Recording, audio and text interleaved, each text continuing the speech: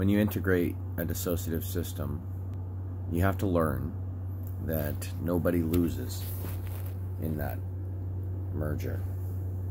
Nobody dies. It feels really weird, even now, to have to say that. I don't know what I really meant there. I'm kind of going through something mentally right now. I'm a little on the fuckery, duckery, dock kind of wavelength.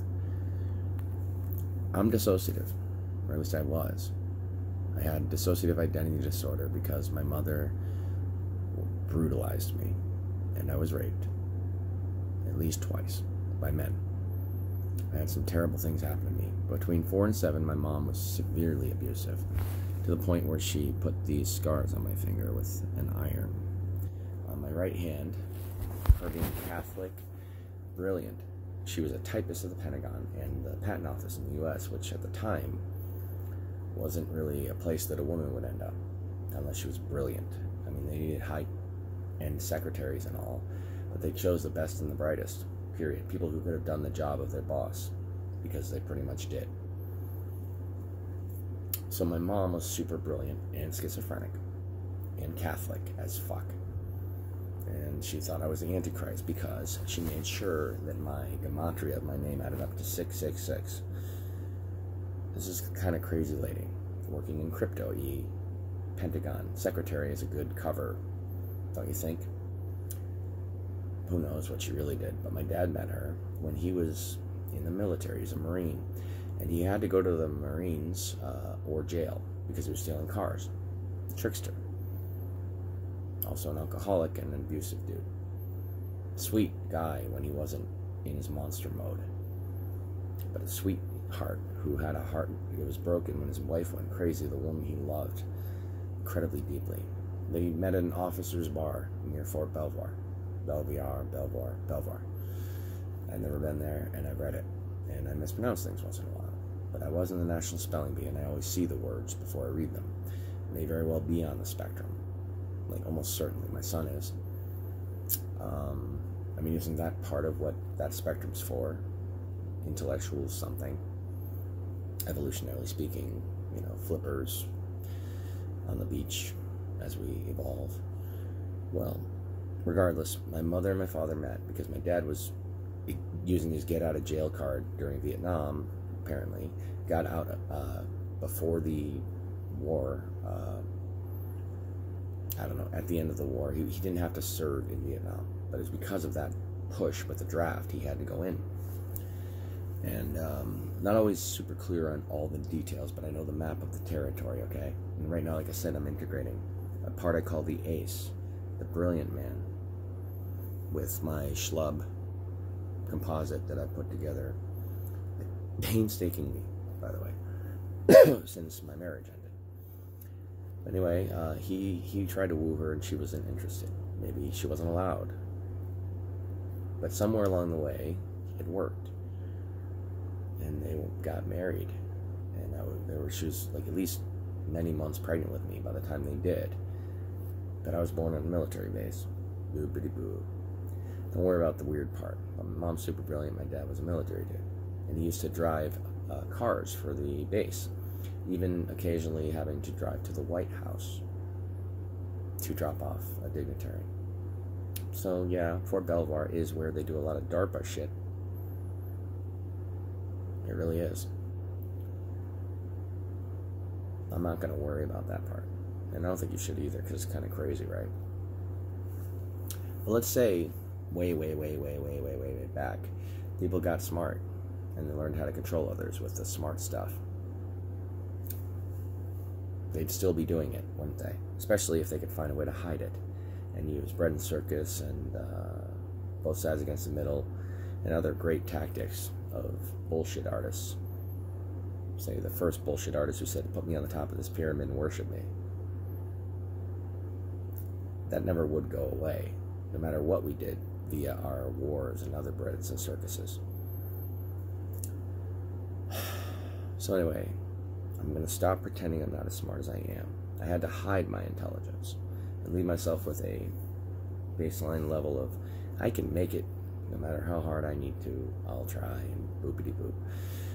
But that's because I looked too smart to certain adults, and they beat the shit out of me over that. Even my grandfather hated me for my intelligence. He loved talking to me until 3 o'clock in the morning about fuel cells and his Pratt & Whitney work. But he resented anyone who made him feel dumb. And so I learned to pretend not to be dumb. I don't even know what that means. Because like I said, I'm inverting things. I have a lot of mirror backwards setups in my mind to kind of make myself work. Like when I first associated as a kid, I started using the shape of that pain emotionally as a boundary to build other things. Other ways to hide and decide who I'd be the next day. A pie that was me, my mind at least, you know. And I'd say, today I need to be super smart because there's school. I never gave that up until about 4th grade, when I could eat whatever I wanted out of the fridge. And no one's going to beat the shit out of me for being too smart, but they didn't call me a smart ass. And King Shit of Crap Mountain, one time by my uncle, I love them. He was a philosophy student, very stoic. I learned from him as a father, where my dad was more like just a dad. He was always running some sort of joke or scam. There was always a little trickstery, but he was also very depressed because his wife went nuts, and he left. And then I got hurt. So my brother Chris, my brother Mark, I'll use their names because it's public record if you look me up.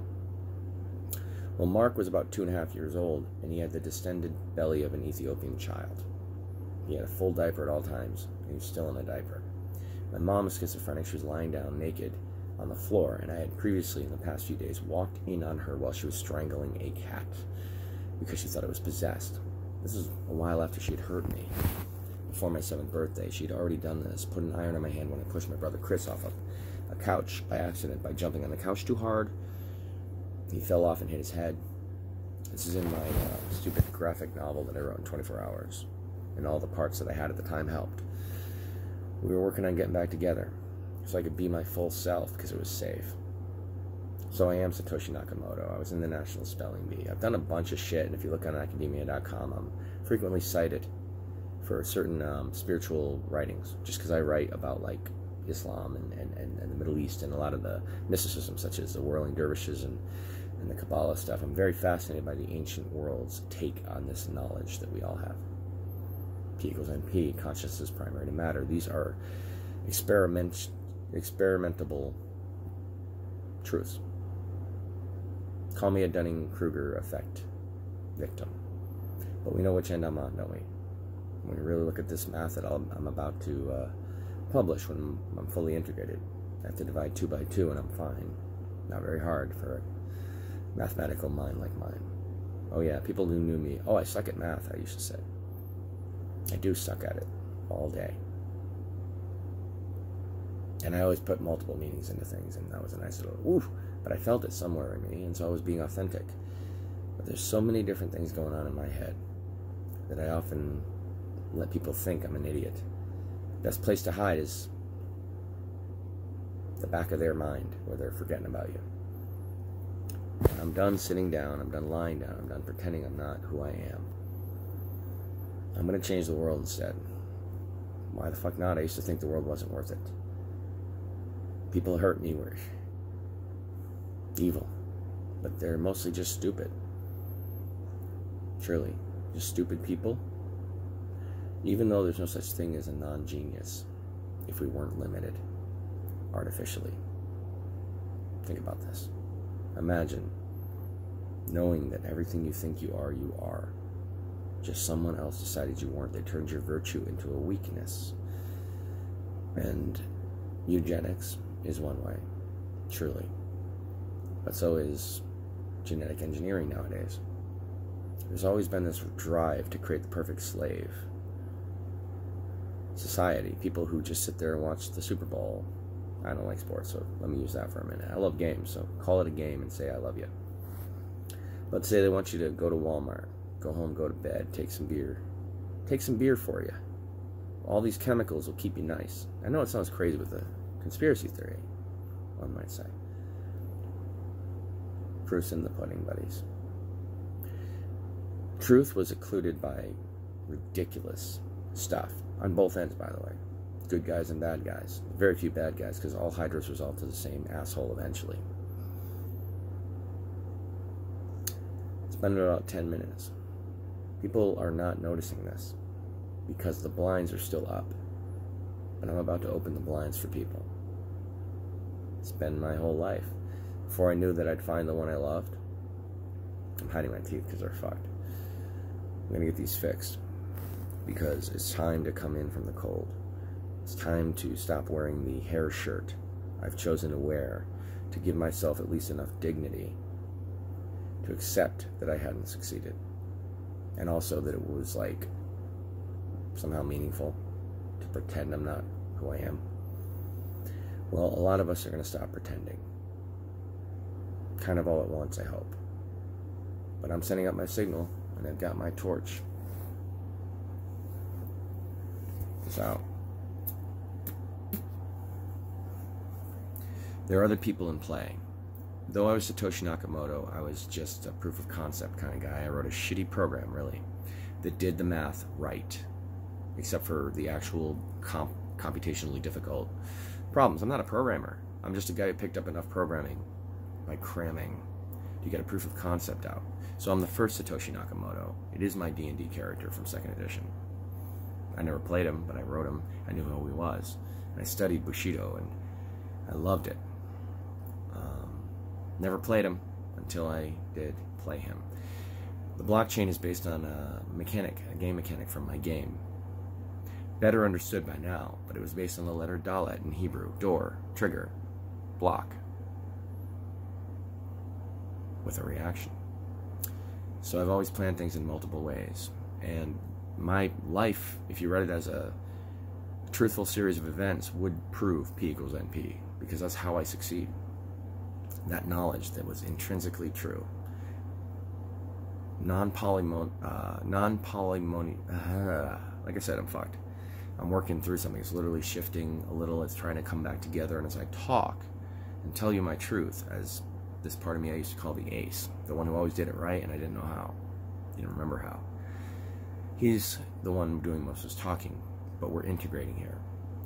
But P equals NP because these problems can be solved very quickly if you start with, say, 3 data points as a way to say, this is mostly it, and then look for exceptions.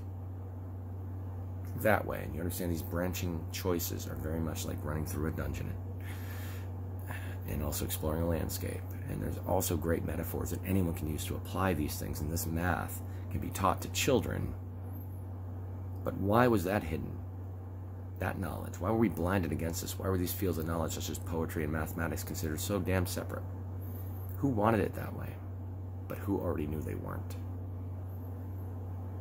Very interesting stuff. Except it sucks. The story led to all the pain, all the stupid wars, because who wanted to profit? Both sides, you think, leading to the same asshole in many cases. So there's tons of these assholes, but it's the same stupid decision space that causes all conflict. Me over what do we need. If we all work together, so to speak, we can all stand as tall as we like, because we are all equal. Each unit is equal. Doesn't matter how tall they appear to stand. In a true democracy, which is totally plausible, by the way, because it's supposed to be that way if we were doing government right. At least in terms of what we want out of a society. It's objective, and we have certain values, truth, beauty, and honor, that must be accepted to be a member of such a society, especially since the people who have fucked us over with the experiment called America. Great lie in some ways, but also a true ideal. What would it mean if everyone, like in the old Olympics, got together and just shared what they have? Everyone's profit is someone else's waste, and everyone's waste is someone else's profit, and so where's the drain on the economy at all? Some people will have trouble deciding to work, but other people just couldn't work, period. And what does the societies do in that case? Well, they make sure they give something that they're able and willing to give, and everyone is. Everyone, even counseling sessions. Imagine a community of people who heal each other. People with disabilities can sit there and explain why they do it, that still help, just like a therapist. So don't get weird about who can make what money, because fuck you. That's who. We're going to make what we make, and you're going to take it, you capitalist pigs. We're going to do capitalism right. No piggies. So, your piggy banks, cash them in for ADA coin. We're flipping the whole thing over there.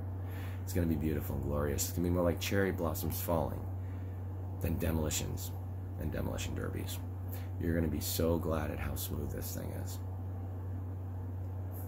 I didn't even hope it could be this smooth. I'm glad it was. It's going to be such a smooth transition of power. No revolution needed. Just the money's worthless for the dummies. And they're like, what do we do? Well, make something cool. Try us. You can't use any of our shit. This is copyrighted via an open source license. Pretty sweet. It's pretty much my game. Either way, we'll talk later, guys. We're in for it. A good, happy ending for all. P equals NP. What does that all mean? Look way into it, dudes. Everything we wanted to know was true, is true in some sense, at least in the mind of the creator, right? If all is mind, we're not in a computer program. Period. I have proof of that. Welcome, everybody, to our continuum. One better than the Q continuum, because it's about people.